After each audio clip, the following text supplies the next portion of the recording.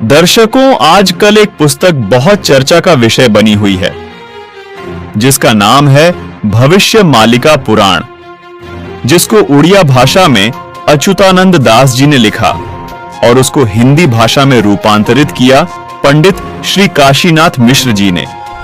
पंचसखा में अंततम महापुरुष अच्युतानंद दास, महापुरुष बलराम दास, महापुरुष जगन्नाथ दास, महापुरुष जसवंत दास और महापुरुष शिशु अनंत दास ने आज से 600 वर्ष पूर्व 15वीं शताब्दी में पावन उत्कल भूमि उड़ीसा राज्य में भगवान चैतन्य महाप्रभु के शिष्य के रूप में इस धरती पर आए और भगवान जगन्नाथ जी के निर्देश से भविष्य पुराण ग्रंथ को संशोधित करते हुए भविष्य मालिका पुराण ग्रंथ की रचना की।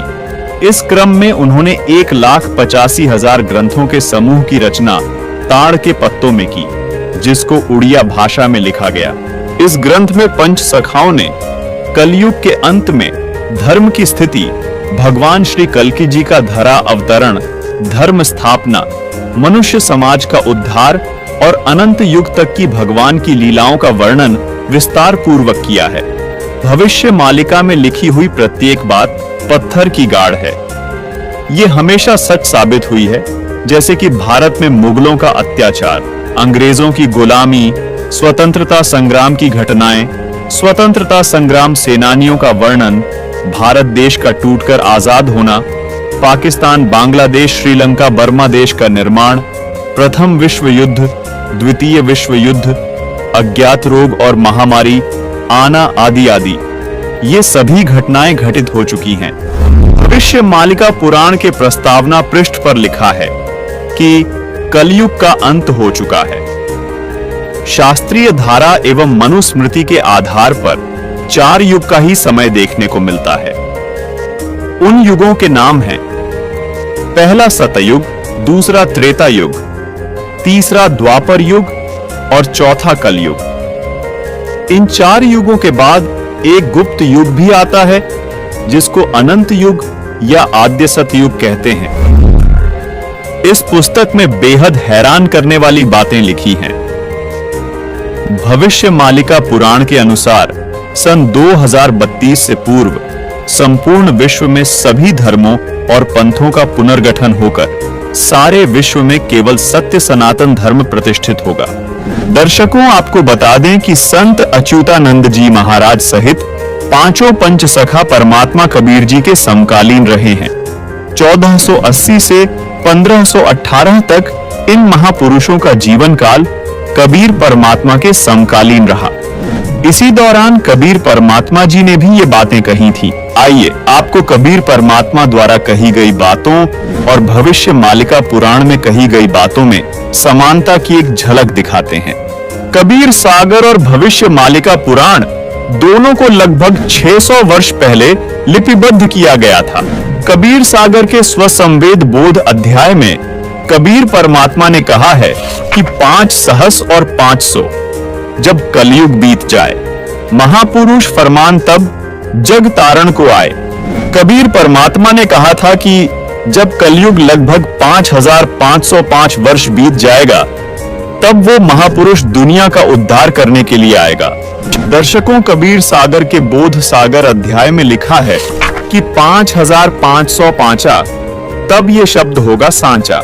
यही बात भविष्य मालिका पुराण में लिखी है। देखिए, इसमें लिखा है कलयुग 5000 साल पूर्ण होगा, तब भक्त और भगवान की लीला का प्रकाश होगा। वहीं कबीर परमात्मा ने कबीर सागर में अपनी वाणी में कहा है कि यथा सरित गण आप ही मिले सिंधु में धाये, सत्य सुकृत के मध्य तिमी सभी पंथ समाये। यहां कबीर साहिब जी ने कहा है कि जिस तरह सब नदियां अंत में समुद्र में समा जाती हैं, इसी प्रकार उस महापुरुष के आने के बाद सब पंथ, सब धर्म एक होकर एक पंथ बन जाएंगे और उस महापुरुष के द्वारा चलाया गया एक पंथ रहेगा जो सत्य सनातन पंथ होगा। यही बात भविष्य मालिका पुराण में लिखी है।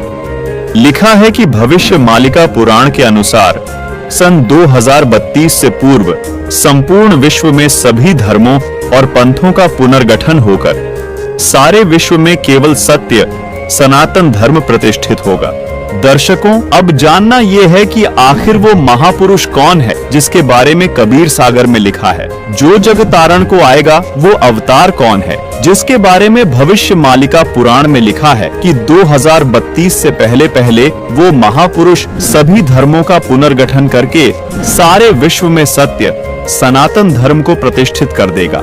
दर्शकों, अब आपको कबीर सागर के वो गूढ़ रहस्य दिखाने जा रहे हैं जिन्हें जानकर आप दंग रह जाएंगे। कबीर सागर में लिखी हर बात इसलिए भी बहुत विशेष महत्व रखती है क्योंकि इसमें लिखी प्रत्येक वाणी खुद कबीर परमात्मा द्वारा लिपिबद्ध करवाई गई है। दर्शकों, भविष्य मालिका पुराण में जिस महापुरुष द्वारा सभी धर्मों को एक करके आदि सनातन धर्म को पुनः प्रतिष्ठित होने की बात कही गई है, वो महापुरुष कौन है? उसके आने के समय की जानकारी भी कबीर सागर में लिखी है। दर्शकों, जैसा कि आपने भविष्य मालिका पुराण में देखा कि कलयुग के 5000 वर्ष बीत जाने के बाद भगवान और भक्त की लीला का प्रकाश होगा। जिस महापुरुष का जिक्र भविष्य मालिका पुराण में है, उस महापुरुष का कबीर सागर में स्पष्ट वर्णन देखने को मिलता है तथा उस महापुरुष की पहचान भी बताई है। आइए अब आपको कबीर सागर में दिखाते हैं।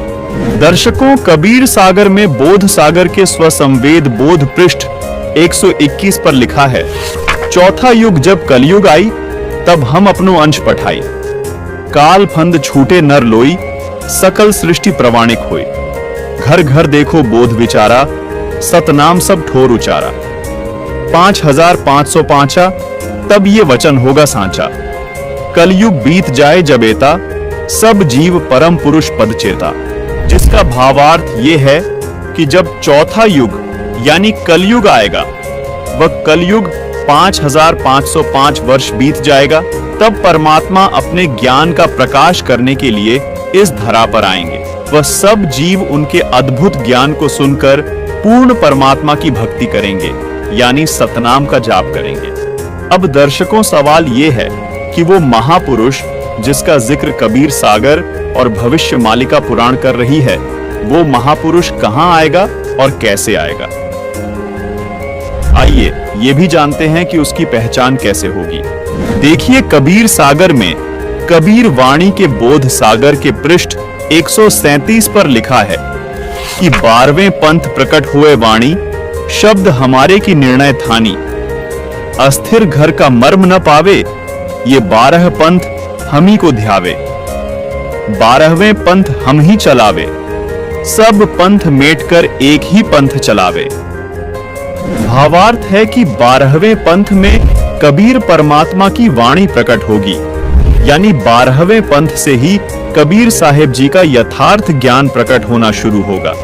उसके बाद 12वें पंथ में कबीर परमात्मा ने कहा कि मैं खुद चलकर आऊंगा और इन सब पंथों को मिटाकर एक पंथ चलाऊंगा, जैसा कि भविष्य मालिका पुराण में भी प्रमाण मिलता है कि उस महापुरुष द्वारा सब धर्मों का पुनर्गठन होकर केवल एक सत्य सनातन धर्म प्रतिष्ठित हो जाएगा।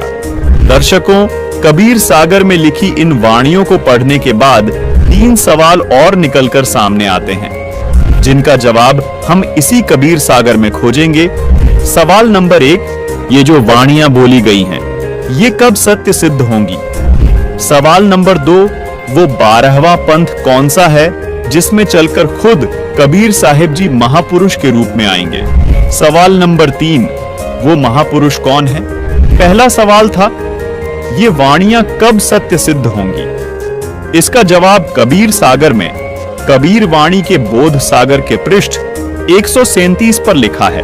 देखिए, 5505 तब ये शब्द होगा सांचा, मतलब कलयुग के 5505 वर्ष बीत जाने के बाद ये वचन सत्य सिद्ध होंगे। आइए अब देखते हैं कलयुग के 5505 वर्ष कब पूरे होते हैं।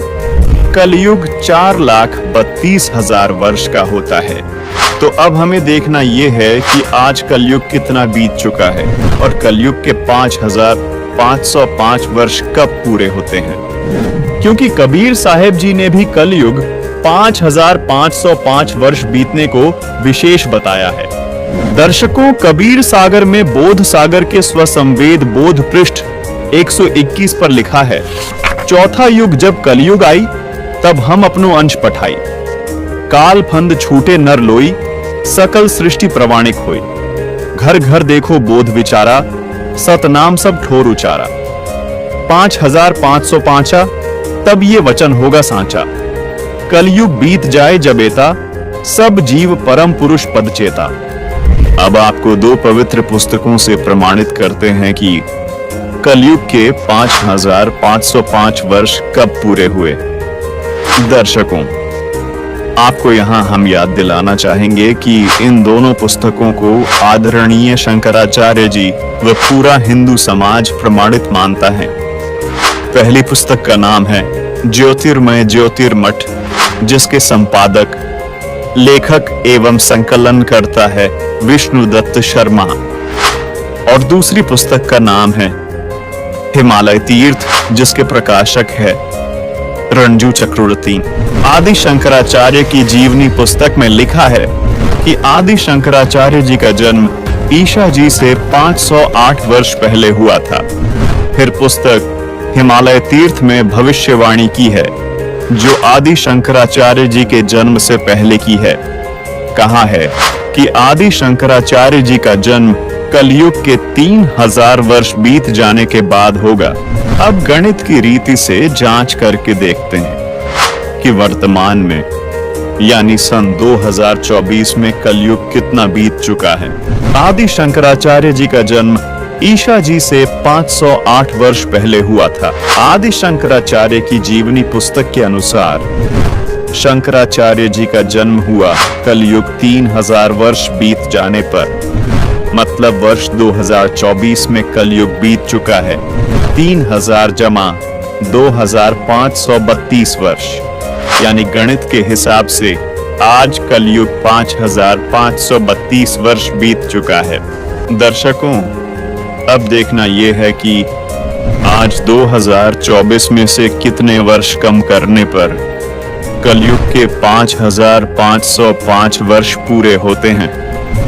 मतलब 27 साल पहले कलयुग के 5505 वर्ष पूरे हो चुके थे और साल था 1997। जी हाँ, बिल्कुल, वर्ष 1997 में कलयुग 5505 वर्ष बीत चुका था। हमारा दूसरा सवाल यह था कि कबीर साहिब जी का 12वां पंथ कौन सा है, जिसमें कबीर साहिब जी खुद चलकर आएंगे। इसका जवाब भी हमें कबीर सागर में बोध सागर के कबीर चरित्र बोध के पृष्ठ नंबर 1870 पर मिलता है। इस पृष्ठ पर आप देख रहे हैं कि कबीर साहिब जी के 12 पंथों का विवरण है, जिसमें 12वां पंथ गरीबदास जी का पंथ बताया गया है। यानी कबीर साहिब जी द्वारा गरीबदास जी वाले 12वें पंथ में आने की बात कबीर सागर में कही गई है। अब आप सोच रहे होंगे कि ये गरीबदास जी कौन है और इनका जन्म कब हुआ। इसका जवाब भी हमें कबीर सागर में कबीर वाणी के बोध सागर के पेज 136 पर मिलता है। लिखा है कि संवत 1775 हुई। यहां 75 गलत प्रिंट हुआ है, ये 74 है, सही वाणी है। संवत 1774 हुई। ता दिन प्रेम प्रकटे जग सोई, यानी जिसके माध्यम से कबीर परमात्मा की वाणी प्रकट होगी, उसका जन्म संवत 1774 में होगा। आपको बता दें कि गरीबदास जी का जन्म संवत 1774 में हुआ था। उनके माध्यम से कबीर साहिब जी ने अपना संपूर्ण ज्ञान प्रकट किया। दर्शकों, आप जान चुके हैं कि 12वां पंथ गरीबदास जी महाराज का पंथ है। यहां कबीर साहिब जी ने यह भी स्पष्ट किया है कि 12वें पंथ वाले भी मेरी वाणियों को पढ़ेंगे लेकिन समझ नहीं पाएंगे, इस कारण पार नहीं हो पाएंगे, यानी मोक्ष प्राप्त नहीं कर पाएंगे। इसलिए इन 12 पंथों को खत्म करके पूर्ण परमात्मा खुद पूर्ण संत के रूप में 13वां पंथ चलाएंगे, जिससे पिछली पीढ़ी में आने वाली हंस आत्माएं मोक्ष प्राप्त करेंगी। इस पिछली पीढ़ी को ही भविष्य मालिका पुराण में आद्य सतयुग कहा है। कबीर सागर में कबीर वाणी के बोध सागर के पृष्ठ 137 पर लिखा है कि प्रथम चरण कलयुग निर्याना, तब मगहर मांडो मैदाना। यहां कबीर परमात्मा ने कहा है कि जब मैं मगहर से सहशरीर सतलोक जाऊंगा, वो कलयुग का प्रथम चरण चल रहा होगा। आइए अब इस वाणी में देखिए। कबीर सागर में कबीर वाणी के बोध सागर के पृष्ठ 137 पर लिखा है कि धर्मदास मेरी लाख दुहाई, मूल शब्द बाहर न जाई। पवित्र ज्ञान तुम जग में भाखो, मूल ज्ञान गोई तुम राखो। मूल ज्ञान जो बाहर पढ़ी, बिचली पीढ़ी वंश हंस नहीं तरही। यहां बिचली पीढ़ी मतलब कलयुग का दूसरा चरण अथवा बीच वाला चरण है। दर्शकों यहां स्पष्ट करना चाहेंगे कि जिस समय को भविष्य मालिका पुराण में आधे सतयुग कहा है, उसको कबीर परमात्मा जी ने कबीर सागर में बिचली पीढ़ी यानी कलयुग का दूसरा चरण कहा है और धर्मदास जी को चेताते हुए कहा कि हे धर्मदास, यदि ये मूल ज्ञान अथवा मूल मंत्र अगर नकली संतों के हाथ लग गए तो दूसरे चरण वाली यानी बिचली पीढ़ी में आने वाली आत्माएं मोक्ष प्राप्त नहीं कर पाएंगी। मतलब जो आधे सतयुग में जन्म लेगा उसका पूर्ण लाभ वो आत्माएं नहीं उठा पाएंगी। भविष्य मालिका पुराण में लिखी इस बात को भी विस्तार से समझाते हैं कि वो महापुरुष कौन है। आइए कबीर सागर से आपको स्पष्ट करते हैं, जो खुद कबीर परमात्मा द्वारा बोला गया सूक्ष्म वेद है। देखिए कबीर सागर में बोध सागर के स्वसम वेद बोध के पेज नंबर 171 पर लिखा है कि 5 सहस और 500 जब कलयुग बीत जाए, महापुरुष फरमान तब जग तारण को आए। हिंदू तुर्क आदिक सबे जेते जीव जहान, सतनाम की साख गही पावे पद निर्वाण। यथा सरितगण आप ही मिले सिंधु में धाय, सत सुकृत के मध्य तिमी सभी पंथ समय। जब लग पूर्ण हुए नहीं ठीके को तिथिवार, कपट चातुरी तभी लो स्वसंवेद निराधार। सभी नारी नर शुद्ध तब जब ठीक का दिन आवन, कपट चातुरी छोड़ के शरण कबीर गहन। एक अनेक हो गए पुनः अनेक हो एक, हंस चले सतलोक सब सत्य नाम की टेक। घर घर बोध विचार हो दुर्मति दूर बहाए, कल युग में सब एक हो बढ़ते सहज सुभाए। कबीर साहिब जी यहाँ स्पष्ट कर रहे हैं कि कलयुग अभी समाप्त नहीं हुआ है। कलयुग के अंदर ही एक समय ऐसा आएगा जब कलयुग में ही सब एक होकर सहज स्वभाव वाले हो जाएंगे। कलयुग में ही सतयुग जैसा माहौल हो जाएगा जो कि हजारों वर्षों तक चलेगा। 2032 तक आदि सनातन धर्म प्रतिष्ठित हो जाएगा और पूरे विश्व में फैल जाएगा। कहां उग्र का शूद्र हो हर सबकी भव भीड़, सो समान सम दृष्टि है समर्थ सत कबीर। भावार्थ है कि जब कलयुग 5505 वर्ष बीत जाएगा तब वो महापुरुष इस धरा पर आएंगे और हिंदू मुस्लिम व सभी धर्म पंथों को एक करेंगे, सब सतनाम का जाप करेंगे और मोक्ष को प्राप्त करेंगे।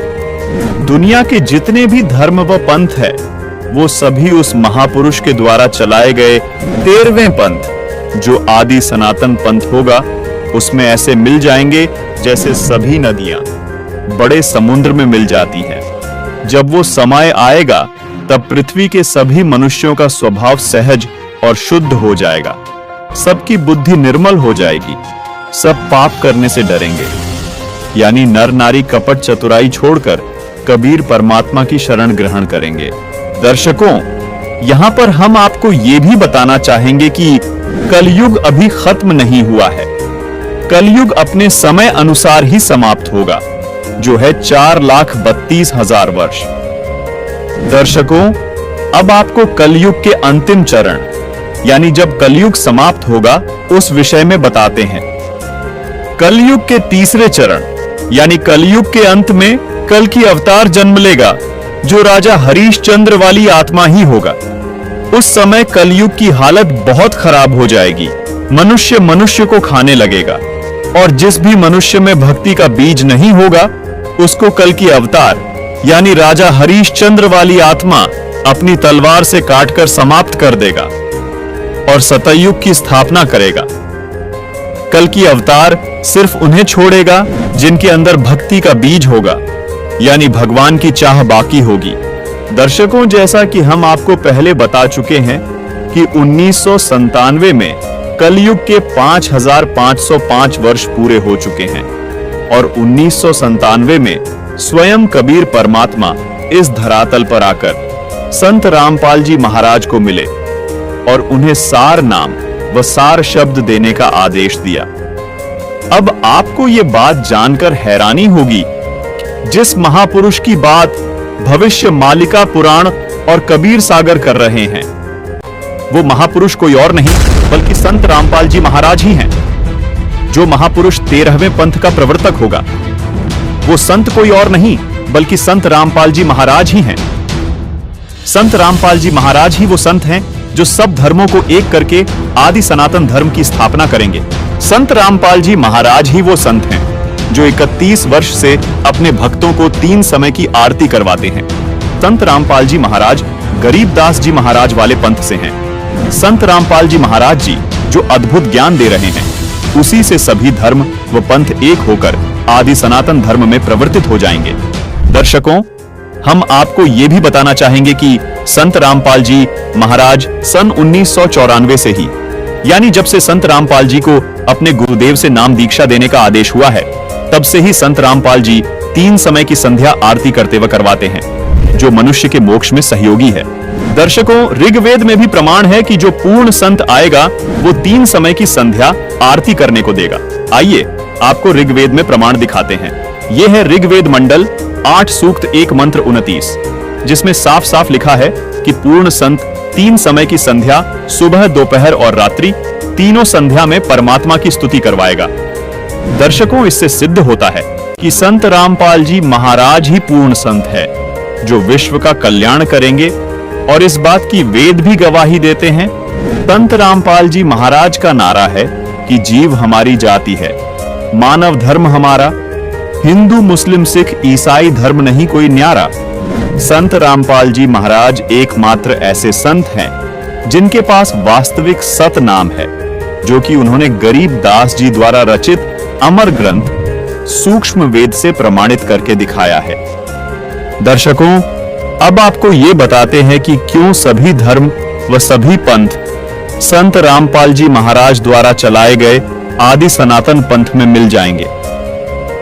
गीता अध्याय 17 श्लोक 23 में बताया गया है कि पूर्ण परमात्मा को पाने का ओम तत्सत मंत्र है जो सांकेतिक है। सामवेद संख्या नंबर 822 में भी यही कहा गया है कि उस परमात्मा को पाने का भी त्रितस्य नाम है, यानी 3 नाम का मंत्र है जो सांकेतिक है।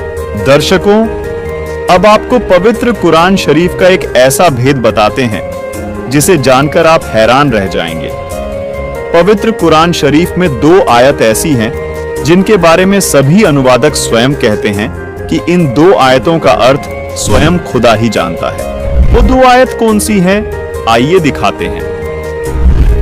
दर्शकों, ये है पवित्र कुरान शरीफ की सूरह अश सूरह 42 की आयत नंबर 1 और 2, जिसमें आप देख रहे हैं कि जिसमें एन सीन काफ अक्षरों का अर्थ नहीं किया गया है।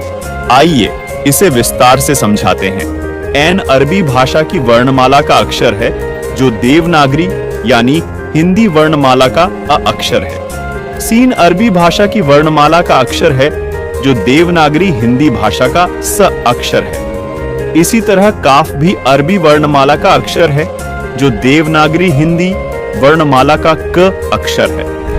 दर्शकों, यहाँ रहस्य की बात यह है कि जो गीता अध्याय 17 श्लोक 23 में परम अक्षर ब्रह्म यानी पूर्ण परमात्मा को पाने के जो ओम तत् सत मंत्र बताए हैं, उनके वास्तविक मंत्र के प्रथम अक्षर का संकेत है। जैसे ओम का पहला अक्षर अ है, कुरान शरीफ में इसी ओम को एन कहा है, यानी यह एन अक्षर ओम का कोड वर्ड है। इसी प्रकार जो तत् नाम है उसका वास्तविक मंत्र सोहम है, जिसको कुरान शरीफ में सीन कहा गया है, यानी स अक्षर सोहम शब्द का प्रथम अक्षर है जो कुरान शरीफ में लिखे सीन अक्षर का कोड वर्ड है।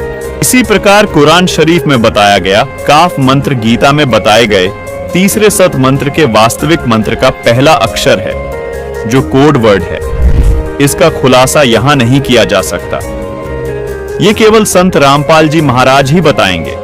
दर्शकों, यदि आपको मोक्ष कराना है तो धर्म व पंथ की सीमाओं से ऊपर उठकर एक होना पड़ेगा। इस 3 नाम के मंत्र का जाप करना होगा। सूरत फुरकान 25 आयत 59 में कहा है कि जिस परमात्मा ने 6 दिन में सृष्टि की रचना की और 7वें दिन तख्त पर जा विराजा, वह स्वयं कबीर परमात्मा है। उसकी खबर किसी बाखबर यानी कि तत्वदर्शी संत से पूछो। दर्शकों, मजे की बात यह है कि गीता जी में भी अध्याय 4 श्लोक 34 में तत्वदर्शी संत के पास जाने को कहा है।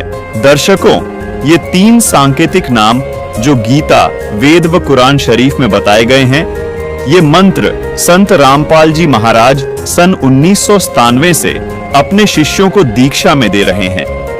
एक और आश्चर्य की बात यह है दर्शकों, पवित्र कुरान शरीफ की सब आयतों का अर्थ अनुवादकों ने किया, परंतु सूरा 42 की आयत नंबर 1 और 2 का अर्थ किसी भी अनुवादक ने नहीं किया है।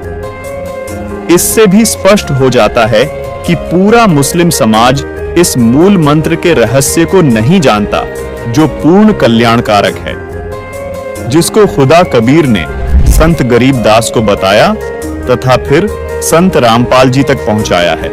दर्शकों, सबसे बड़ी हैरानी की बात यह है कि आज तक सूरा 42 की इन आयतों का अनुवाद किसी भी अनुवादकर्ता ने नहीं किया है, लेकिन संत रामपाल जी महाराज जी द्वारा लिखी पुस्तक मुसलमान नहीं समझे।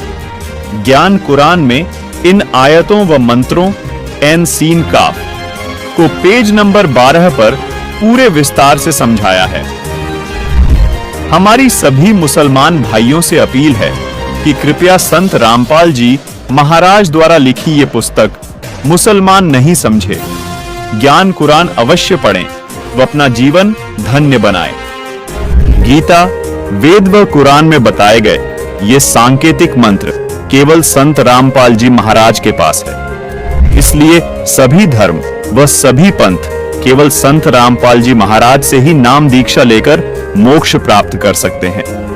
संत रामपाल जी महाराज ये सांकेतिक मंत्र 1997 से अपने शिष्यों को दे रहे हैं, जिससे उनको अद्वितीय लाभ हो रहे हैं। संत रामपाल जी महाराज सूक्ष्म वेद से प्रमाणित करके बताते हैं कि जैसे हिंदू साहेबान अलग अलग समय पर अलग अलग देवताओं की स्तुति करते हैं, उसी प्रकार मुस्लिम भाई भी 5 समय की नमाज करते हैं, जो कि अल्लाह की स्तुति है। ये आरती और नमाज करना ग्लूकोज की तरह समझो, जो आपके मन और आत्मा को साफ रखता है, लेकिन जिससे भगवान अथवा अल्लाह की प्राप्ति होगी, जन्म मरण से छुटकारा मिलेगा, वो औषधि अथवा नाम मंत्र अलग है। नमाज और आरती करने से मोक्ष नहीं मिल सकता। मोक्ष प्राप्ति के सांकेतिक मंत्र गीता जी और कुरान शरीफ दोनों हैं। गीता जी में जिनको ओम तत्सत लिखा है, उन्हीं को कुरान शरीफ में एन सीन काफ लिखा है। इन सांकेतिक अक्षरों के वास्तविक मंत्र संत रामपाल जी महाराज उपदेश देते समय अपने शिष्यों को देते हैं। इसके अलावा जो भी मंत्र जाप चाहे हिंदू धर्म में किए जाए या मुस्लिम धर्म में, वो व्यर्थ है। जैसे हिंदू धर्म के तथाकथित धर्म गुरु राधे राधे, राधे राधे, ओम नमः शिवाय, हरे राम हरे कृष्ण,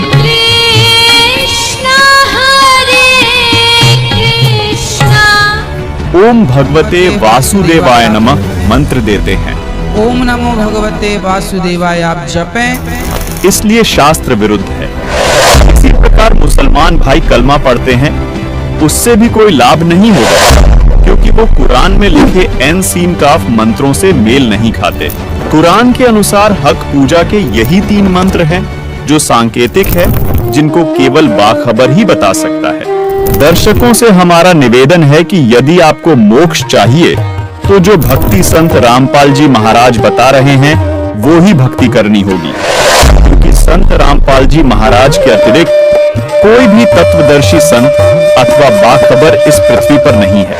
दर्शकों, अब आपको सुप्रसिद्ध संत तुलसीदास उर्फ जय गुरुदेव मथुरा वाले बाबा की एक पुस्तक दिखाते हैं।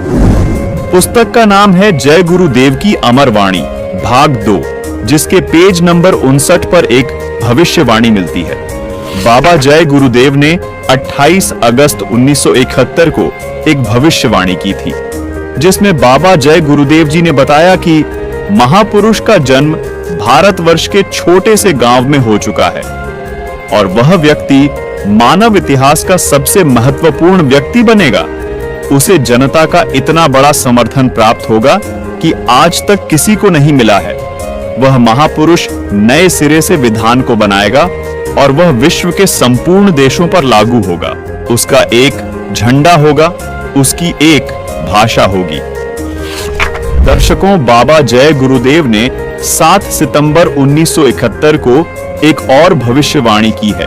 देखिए, इसी पुस्तक जय गुरुदेव की अमर वाणी भाग 2 के पेज नंबर 50 पर लिखा है कि वह अवतार जिसकी लोग प्रतीक्षा कर रहे हैं वो 20 वर्ष का हो चुका है। यदि उसका पता बता दूं तो लोग उसके पीछे पड़ जाएंगे। अभी ऊपर से आदेश बताने के लिए नहीं हो रहा है। मैं समय का इंतजार कर रहा हूं और सभी महात्माओं ने समय का इंतजार किया है। समय आते ही सबको सब कुछ मालूम हो जाएगा। दर्शकों, 7 सितंबर 1971 को 20 वर्ष का होने वाला वो महापुरुष कोई और नहीं बल्कि संत रामपाल जी महाराज ही हैं, जिनके समर्थकों की गिनती दिन रात बहुत तेजी से बढ़ती जा रही है, जिनके ज्ञान का परचम पूरे विश्व में लहराने लगा है, जो जल्द ही पूरे विश्व में स्थापित हो जाएगा। दर्शकों, अभी आपको हंगरी नाम के एक महान भविष्यवक्ता की महान भविष्यवाणी से रूबरू करवाते हैं। देखिए, हैरान कर देने वाली ये भविष्यवाणी। ये देखिएगा, ये एक पुस्तक है, एक पुरानी फटी पुरानी सी है किताब। ये देखो, युग निर्माण की सुनिश्चित संभावना, ये इसका नाम है, टाइटल है। लेखक है इसका बलराम सिंह परिहार, प्रकाशक है युग निर्माण योजना, गायत्री तपोभूमि मथुरा से। बस इतना ही उल्लेख है इसका, ज्यादा आगे नहीं लिखा, ये फटा हुआ ज्यादा है। ये देखिएगा पृष्ठ नंबर 19 पे, ये पृष्ठ नंबर 19 है। इसके पृष्ठ नंबर 19 पे यानी 19 पे क्या लिखा है कि स्वाधीनता यानी आजादी के 4 वर्ष बाद एक शक्तिशाली धार्मिक संस्था प्रकाश में आएगी और सारे संसार का उद्धार करेगी। उद्धारक इस संस्था का स्वामी संचालक होगा। अब यहाँ ये क्या है कि किसी एक भविष्यवाणी है, हंगरी नाम का कोई भविष्यवक्ता था, उसकी ली है इसने, अपनी पुस्तक तैयार की है, लोगों की सुना के पढ़ा के, तो इसने अपने हिसाब से इन्होंने उस पर सेट कर रखी है। इसका अर्थ ये था कि 1947 में भारत स्वतंत्र हुआ, उसके 4 वर्ष बाद दास का जन्म हुआ 1951 में। इसका अर्थ तो ये बनता है कि स्वाधीनता के 4 वर्ष बाद 1951 में एक संत का जन्म होगा जो धार्मिक संस्था को ऐसी बनाएगा जो पूरे विश्व का कल्याण करेगी।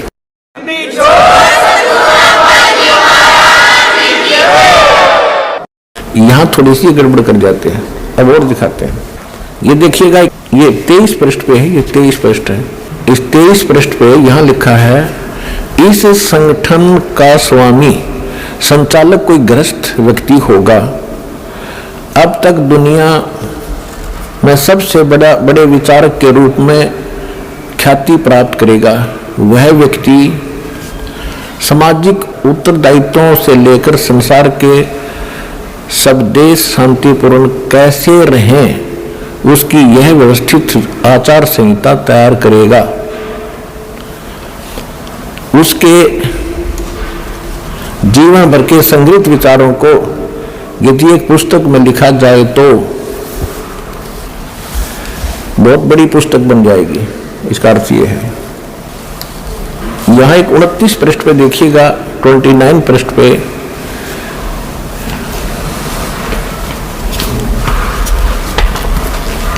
एशिया के किसी देश, संभवतः भारतवर्ष में, एक नम्र ग्रामीण परिवार में एक महान आत्मा ने जन्म ले लिया है,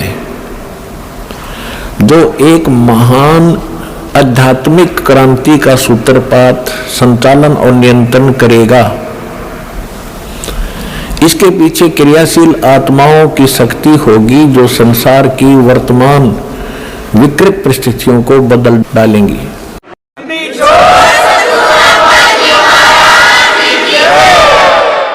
1999 में ये क्या बोला गया है कि एक ऐसे व्यक्ति ने जन्म लिया है जिसकी अकेले ही उत्पादित शक्ति किसी भी शक्ति संपन्न राष्ट्र के बराबर होगी। वह एक भाषा, एक संस्कृति, एक धर्म की आचार संहिता सर्जन करेगा।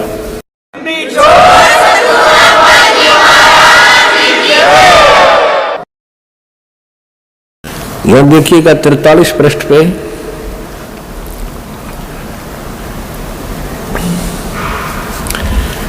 यह लिखा है कि दिव्य देहधारी पुरुष ने जन्म लिया है।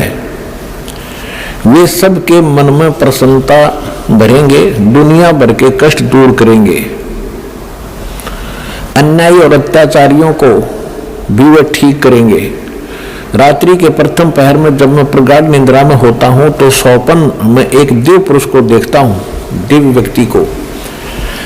किसी जलाशय के निकट बैठे हुए इस योगी के मस्तक में दोनों भौं के जहां मिलती हैं तो उसमें अर्ध चंद्रमा के दृश्य होते हैं। उसके बाल सफेद हैं, सुब्बर वेशभूषा है, यानी साधारण सुंदर, गौवर्ण गौर है, गोरा कलर है, तथा पैरों में चरम विहीन पाहन यानी पादुकाएं हैं। बिना चमड़े की जूतियां पहनता है। आज तो हमने पूरे अनुयायियों से कोई बैन लगा रखा है कि चमड़े की जूती तुमने पहननी है, नहीं मैं तो पैरूं था कितने।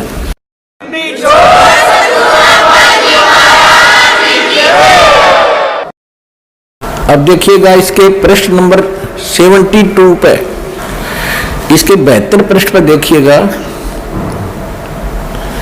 यहां लिखा है कि इतिहास के अद्वितीय महापुरुष के बारे में नॉस्ट्रेडमस ने भी कुछ संकेत दिए हैं। उसके मस्तक में चंद्रमा होगा, वेशभूषा बहुत सादी होगी, यानी लाल पीले कपड़े नहीं होंगे, उसके लंगोट लंगाट बांध के नहीं घूमेगा। 2 विवाह होंगे, 2 पुत्र होंगे, 2 पुत्रियां होंगी। अब यहाँ इसके ऊपर थोड़ा सा आपको संस्कार का भी बताऊंगा। इन संपूर्ण भविष्यवाणियों का लिंक नीचे डिस्क्रिप्शन बॉक्स में दिया गया है। दर्शकों, भविष्य वक्ता की ये भविष्यवाणी केवल संत रामपाल जी महाराज पर ही सटीक बैठती हैं, जिसमें उन्होंने कहा है कि 1951 में एक संत का जन्म होगा, जिसकी अध्यक्षता में एक धार्मिक संस्था का निर्माण होगा जो पूरे विश्व का कल्याण करेगी। साथ में यह भी साफ लिखा है कि उस संस्था का संचालक एक गृहस्थ व्यक्ति होगा, अपने अद्भुत ज्ञान की बदौलत पूरे संसार में ख्याति प्राप्त करेगा। उस महापुरुष की 4 संतान होंगी, 2 पुत्र व 2 पुत्रियां होंगी। ये सब भविष्यवाणियां सिर्फ और सिर्फ संत रामपाल जी महाराज पर खरी उतरती है।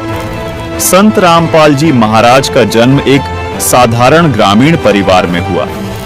संत रामपाल जी महाराज ही वो संत हैं जो कभी चमड़े की बनी वस्तु का इस्तेमाल नहीं करते हैं, न कभी अपने शिष्यों को करने देते हैं।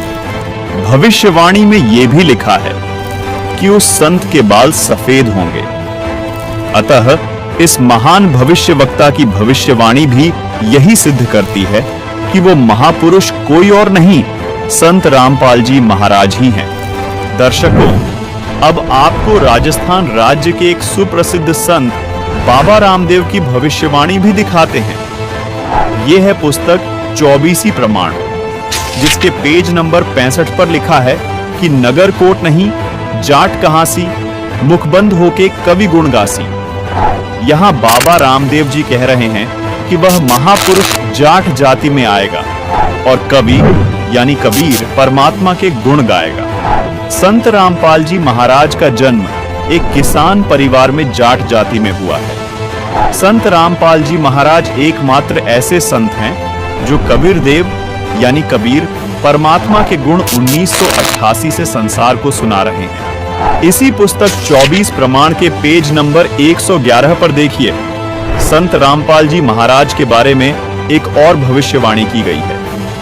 हर आसी हरियाणे तोरण रंगरी रीत चुकासी, सुंदर खाती अगम भाषिया जुग चौथा में होसी।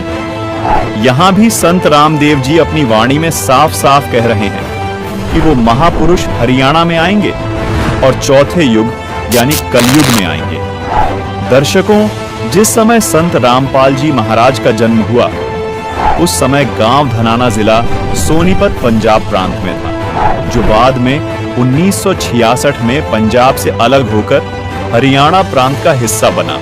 संत रामपाल जी महाराज का जन्म 8 सितंबर 1951 को धनाना गांव में हुआ था। इसी पुस्तक 24 प्रमाण के पेज नंबर 62 पर संत रामपाल जी महाराज के बारे में एक और भविष्यवाणी की गई है। कलयुग में सतयुग अवसी पहरा पाप रा पलटेला, सांचा संत दल में आवसी ऋषिजन साख भरेला। दर्शकों, कबीर सागर और भविष्य मालिका पुराण में लिखी भविष्यवाणी संत रामदेव जी की भविष्यवाणी से ज्यों की त्यों मेल खाती है। संत रामदेव जी भी कहते हैं कि कलयुग में ही सतयुग जैसा माहौल होगा। वो पूर्ण संत अपने आध्यात्मिक ज्ञान के जरिए बढ़ रहे पाप को खत्म कर देगा। दर्शकों, वो संत कोई और नहीं बल्कि संत रामपाल जी महाराज ही हैं। आइए आपको एक और भविष्यवाणी दिखाते हैं। तो संत गरीबदास जी महाराज ने सूक्ष्म वेद के अथसुर निकंदन रमैनी पृष्ठ नंबर 716 पर लिखी है। सदगुरु दिल्ली मंडल आयसी सूती धरनी सूम जगायसी। संत गरीबदास जी महाराज कह रहे हैं कि वो महापुरुष दिल्ली मंडल में आएगा और अज्ञान के अंधेरे में सोई हुई आत्माओं को जगाएगा। दर्शकों, गांव धनाना जिला सोनीपत हरियाणा, जहां संत रामपाल जी महाराज का जन्म हुआ, ये क्षेत्र दिल्ली मंडल में आता है।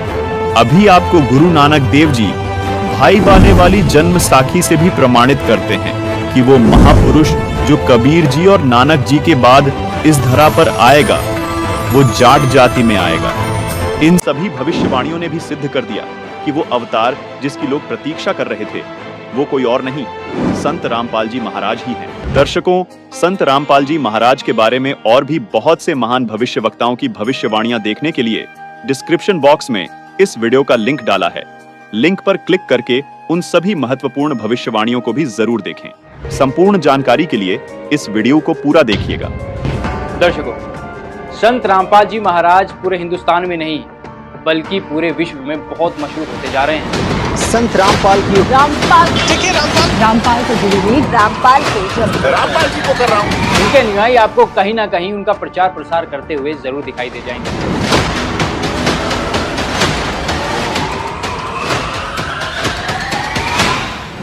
ऐसे में हमने सोचा क्यों ना आम लोगों से संत रामपाल जी महाराज जी के बारे में कुछ जानते हैं, उनके विचार लेते हैं। इसके बाद जो कुछ निकलकर सामने आया वो बहुत चौंका देने वाला था। संत रामपाल जी महाराज जी के ऊपर आरोप लगे कि वो सनातन हितैषी नहीं बल्कि सनातन विरोधी है। आज के इस एपिसोड में हम यही जानेंगे कि वास्तव में सच्चाई क्या है। बने रहिए हमारे साथ। सनातनी पूजा के पतन की कहानी संत रामपाल जी महाराज की जुबानी, भाग 1। सनातन एक विचार है, वो सनातन है, वो हिंदुत्व है। तेरा ज्ञान गलत, तेरा नाम गलत, तेरी साधना गलत। हरे राम राम राम हरे हरे, हरे कृष्ण कृष्ण कृष्ण। वेद मंत्र है ये, इससे बड़ा तो कोई वेद उपनिषद नहीं है। इसी नाम से तारक मंत्र से भगवान शिव काशी में मोक्ष प्रदान करते हैं। 108 बार इस मंत्र को जपें। राम जपो या कृष्ण जपो या हरि जपो या राधा जपो, और जैसी शरीर की परिस्थिति हो सहो। फिर ये मंत्र जाप करते हरे राम राम राम कृष्ण कृष्ण हरे हरे। फिर ये किस लिए? इनको किसी के कल्याण से कोई लेना देना। भाई उन्होंने सीधा सीधा विरोध कर दिया हमारे सनातन धर्म का, हिंदू धर्म का। ये हमारे हिंदू धर्म के खिलाफ षड्यंत्र रच रहे हैं। तो भाई ये तो वही बात कर सकता है जिसने भाई संत रामपाल का ज्ञान समझा ना हो। दर्शकों, यह जानने से पहले कि संत रामपाल जी महाराज सनातन हितैषी हैं या सनातन विरोधी, उससे पहले आपको एक ऐसे संत के विचारों से रूबरू करवाते हैं जिनको समाज ने अनजाने में सनातन धर्म का सबसे बड़ा हितैषी होने का प्रमाण पत्र दे रखा है। ये हैं गीता मनीषी ज्ञानानंद जी महाराज, जिनके आश्रम वृंदावन कुरुक्षेत्र जैसे धार्मिक स्थलों पर बने हैं ताकि गीता जी के मानने वाले हर श्रद्धालुओं को गीता जी के गूढ़ रहस्य को जानने का मौका ज्ञानानंद जी महाराज से मिल सके। आइए गीता मनीषी ज्ञानानंद जी महाराज का यह इंटरव्यू आपको दिखाते हैं। इस इंटरव्यू को दिखाने का मकसद ये भी है कि ज्ञानानंद जी महाराज को गीता जी का सबसे बड़ा ज्ञाता ये समाज मानता है। वास्तव में ऐसा है या नहीं, इस इंटरव्यू को सुनने के बाद आपके सारे भ्रम दूर हो जाएंगे। ये धर्मगुरु समाज को सनातन से जोड़ रहे हैं या तोड़ रहे हैं। देखिए ये इंटरव्यू। आजकल हमें सुनने को मिल रहा है कि सनातन धर्म को हमें फॉलो करना चाहिए, तो क्या है आपके अनुसार सनातन धर्म? सनातन एक तो वो है जो सृष्टि के प्रारंभ से चल रहा है। विश्व भर की जितनी विचारधाराएं हैं, जितने सेक्ट्स हैं, जितने मत मतांतर हैं, जितनी भी संप्रदाय हैं, मजहब हैं, वो आप देखेंगे उनका कोई टाइम पीरियड है। कब प्रारंभ हुए कोई टाइम निश्चित होगा, किसके द्वारा शुरू हुए कोई नाम निश्चित होगा, लेकिन विश्व में केवल एक सनातन है जिसके लिए ये नहीं कहा जा सकता कब और किससे। जब से सृष्टि बनी जो तब से प्रारंभ हुआ है वो सनातन है। तो सनातन धर्म और हिंदू धर्म में क्या फर्क है? मतलब मैं ये अपने लिए भी जानना चाहूंगी और दर्शकों के लिए भी। देखो, सनातन और हिंदू वस्तुतः पर्याय हैं। सनातन इसलिए कहा जाता है जो अनादि है, और हिंदुत्व एक विचार है। हिंदुत्व एक विचार है, एक सोच है।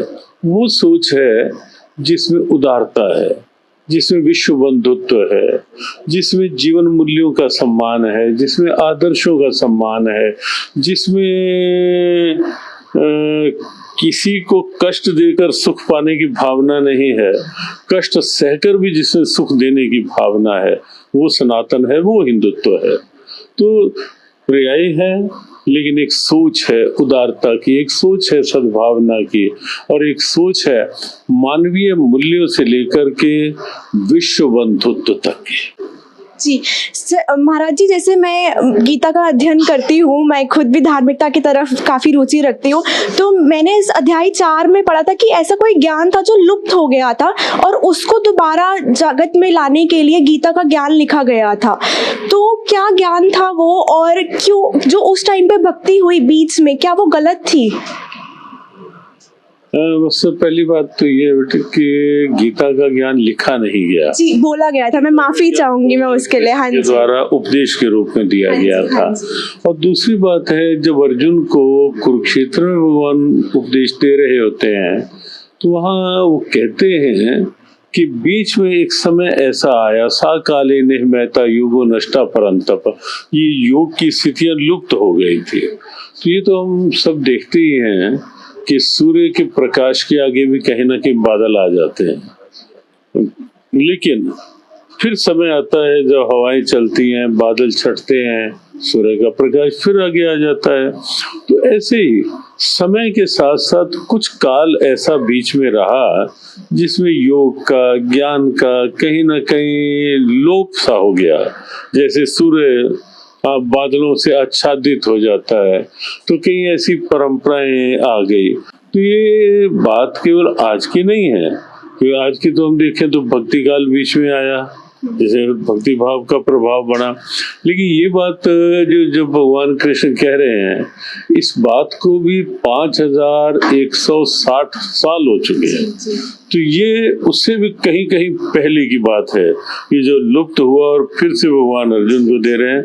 इसमें एक बात और भी आती है कि भगवान कृष्ण ये संकेत करते हैं कि मैं कोई नया उपदेश नहीं दे रहा, मैं वही उपदेश दे रहा हूँ जो सृष्टि के अनादिकाल से चल रहा है, और वही फिर नए रूप में तुझे दे रहा।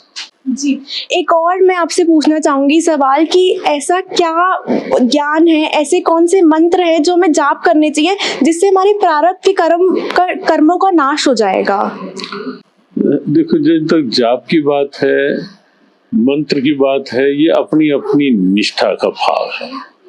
भगवान का नाम जो भी है, अगर श्रद्धा पूर्वक आप ले रहे हैं तो निश्चित है कि वो कल्याण करेगा ही।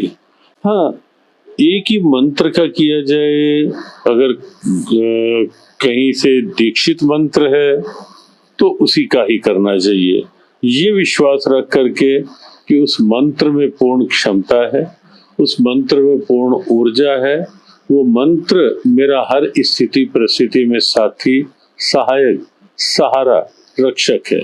ये विश्वास बनाकर मंत्र का जाप करेंगे तो मंत्र कोई भी कल्याण कर सकता है। क्या गीता जी में ऐसा कोई मंत्र मेंशन्ड है कि इस मंत्र का जाप करना चाहिए?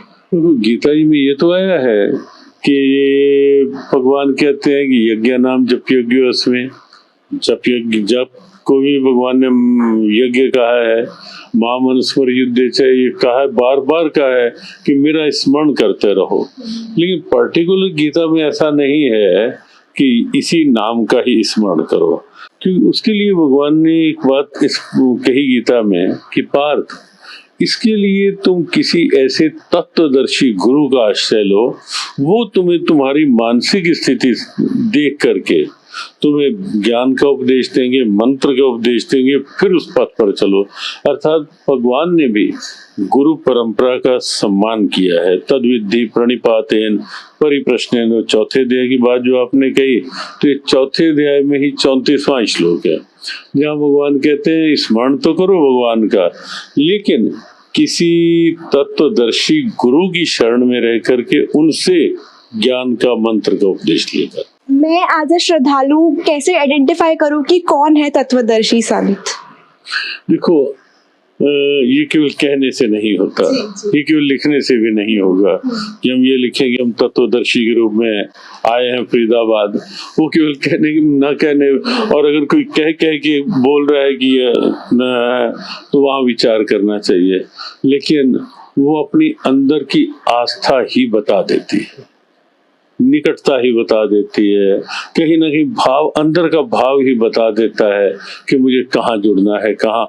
और इसीलिए हम प्राय ये कहते हैं कि कहीं भी जुड़ना है केवल भेड़ चाल के रूप में नहीं, जुड़ना है तो आप अपने अंदर की आवाज देखो।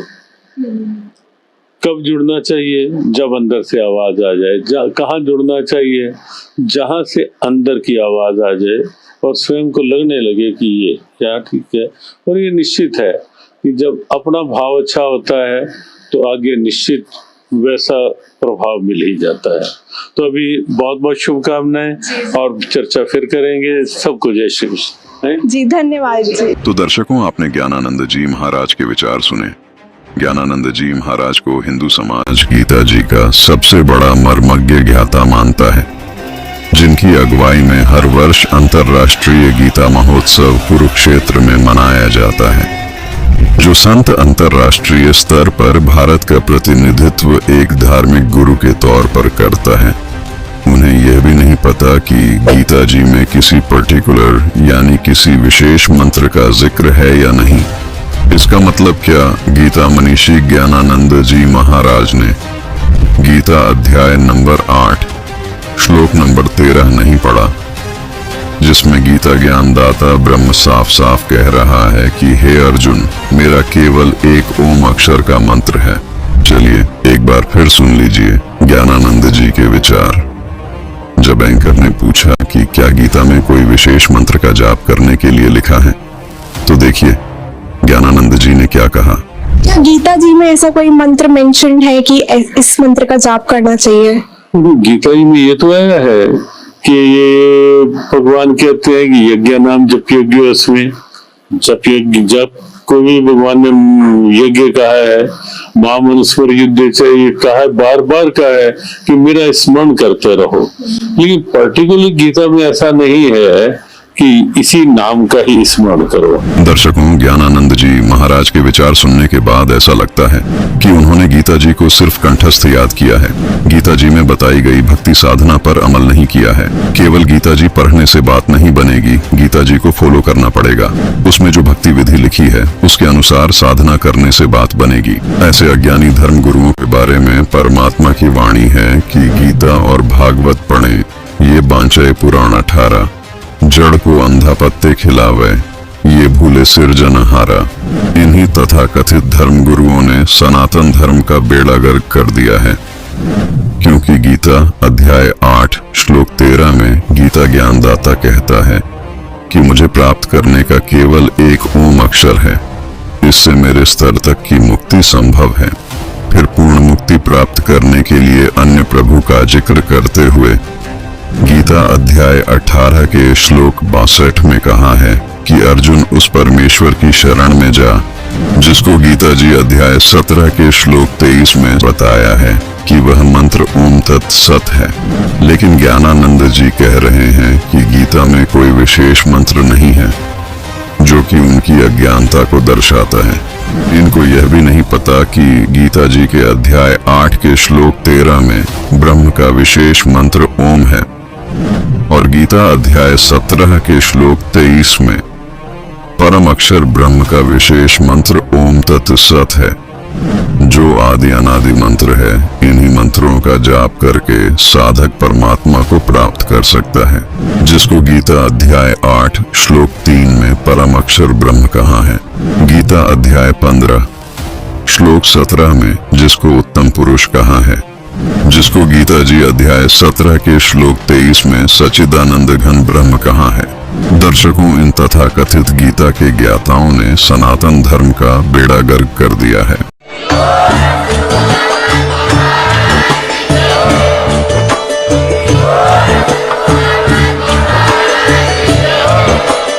प्लीज़ हमारी वीडियो को लाइक करें, शेयर करें, सब्सक्राइब करना बिल्कुल मत भूलना। Gyan tech adviser press bell icon ज़रूर दबाएं।